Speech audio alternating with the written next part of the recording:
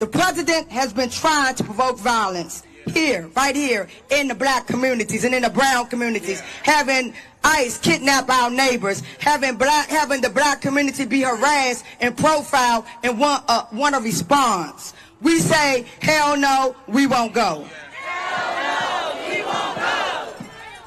We won't go. Hell no, we won't go. When we say we won't go, that means we're not going to those mass incarceration, into their prisons and enslavement. We won't go into their ICE,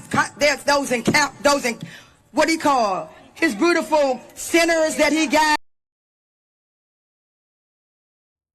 Hey folks, Dale Jackson here for Yellow Hammer. Now let's talk a little bit about how Donald Trump is trying to do something horrible. Yes, it's a day that ends in Y, so our friends in the media and their Democrats are furious that Donald Trump said, hey, crime is bad and we should do something about it. And one of the places he can do something about it is Washington, D.C. So of course people are freaking out about it. It's scary that Donald Trump wants to stop people from being murdered. It's scary because January 6th. It's scary because of authoritarianism.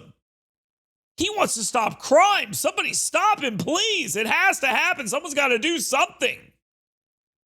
These people have lost their damn minds. I should note that the most violent moment in recent history in D.C. was January 6th. And it was an attack on the United States Capitol by a lot of people who were doing it in the name of Donald Trump. Councilmember Charles Allen of the 6th Ward in D.C., his post is, quote, the president taking over local control of MPD and putting the U.S. military onto the streets of D.C. under the guise of public safety is wrong. It's an extreme, outrageous, and dangerous move for our city and the safety of all of our residents. Never before in American history has the U.S. president taken over control of the Metropolitan Washington, D.C. Police Department. How is this going to work on the streets? How is it going to work from a command and control standpoint? That is a huge, huge question. And, of course, his threat to do this in other cities, we'll see how that plays out. But people don't always feel the statistics, right? Do you, as someone who, works in the District of Columbia, you drive through it all the time, you know a lot of people who live here all the time, do you feel like crime is down in D.C. compared to other more recent years? Well, definitely when you compare it to, other periods in the history of Washington, D.C., when there was, very serious spikes in crime and it, felt really dangerous to go out. But look, I agree, you can't feel safe enough, especially these days. The question is who you trust to promote your security and public safety. Is it the mayor and the council and the people who actually report to people who live there? Or do you trust Donald Trump to do that? Because, his attention span is like, 32 seconds. Now, you may think that all those individuals sound completely insane. It's because they absolutely are.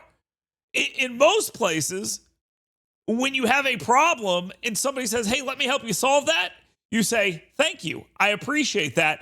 It's a wonderful thing. But for some reason, in cities run by Democrats, they seem to think that enforcing the law and having law and order is a bad thing. Well, in Alabama, we did something similar. In Montgomery, they put together a task force with the help of the state government, and they actually went to clean up crime. And guess what? They did, and it worked. This operation has only been in place for a short period of time, but there are real and tangible results that we've seen. And I think if you heard from our esteemed sheriff, this is only the beginning. We owe that to the people of this community, and we owe that to the people of this state. I can assure you that this coalition is strong. It is unified behind a singular mission with an understanding that we have to make a difference in this community. Now, look, I'm not naive. Orange man bad. I understand that. I get it. I get the story here. I know exactly what we're doing here. We can't let Donald Trump do anything, because if he does, and we have to acknowledge that it went well, what are we going to build our entire political platform on? First it was Trump Russia. Now it's Epstein, right? Oh, he's going after crime in D.C. Wonder what's in those Epstein files. That's stuff that people are actually saying. I mean, they're embarrassing people, but they are people nonetheless. And now we are watching, well, our friends actually make the argument that fighting crime is bad. These people should be praising Donald Trump for trying to fix their problem for him.